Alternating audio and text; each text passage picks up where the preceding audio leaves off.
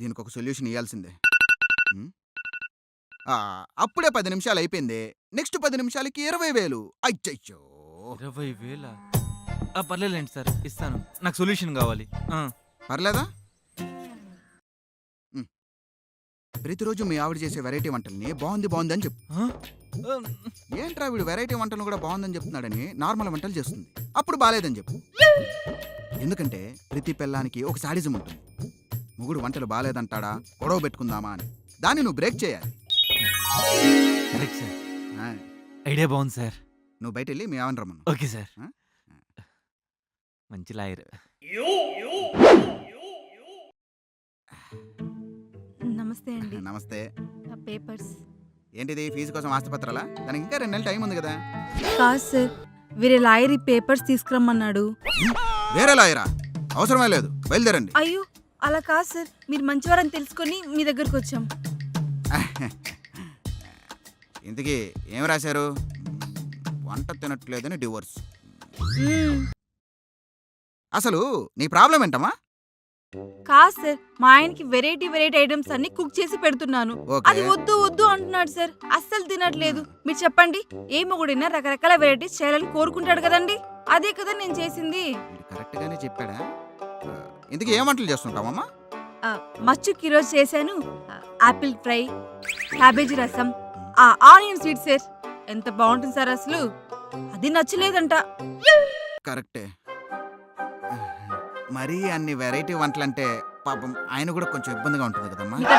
నేను వేరే లాయర్ని చూసుకుంటాను. ఒక్క నిమిషం నన్ను ఆలోచించుకొని.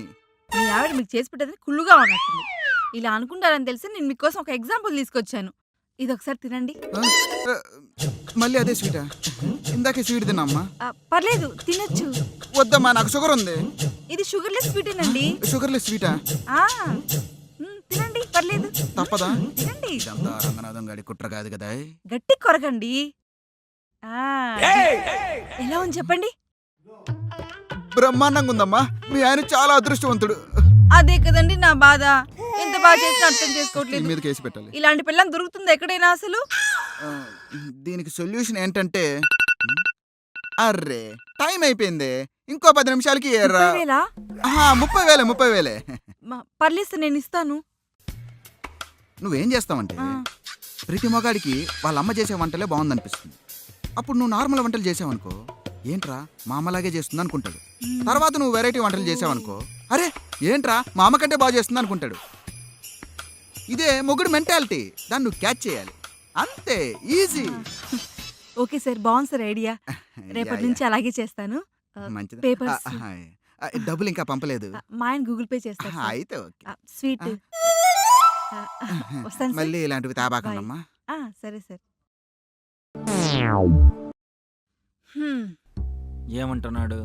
అవన్నీ సీక్రెట్స్ చెప్తారా ఏంటి? ఇప్పటికైనా విడాకుల ఆలోచన మాడుకున్నావా? ప్రస్తుతానికి పోస్ట్ పోన్ చేసుకున్నాను. ఐడియా వర్కౌట్ అయితే ఆలోచిస్తా. సర్లే, నువ్వు వెళ్ళి నేను వస్తున్నా. సరే, ఆయన గూగుల్ పే చేసేసాయి. వీడేంటి నిసార్లు ఫోన్ చేస్తున్నాడు? చెప్పు సూర్య. అన్నా, ఇక్కడ గజాలని క్యాండిడేట్ అంటున్నారన్నా. క్యాండిడేట్ అంటే ఏందన్నా?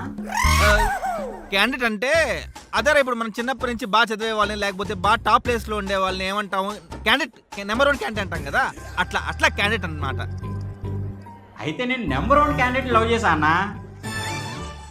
అన్నా, నన్ను పోలీసులు లాగెళ్తున్నారన్నా. అన్నా పోలీసు వాళ్ళు నమ్మట్లేదు సూర్య. ఏం సూర్య? హలో అన్నా, హలో.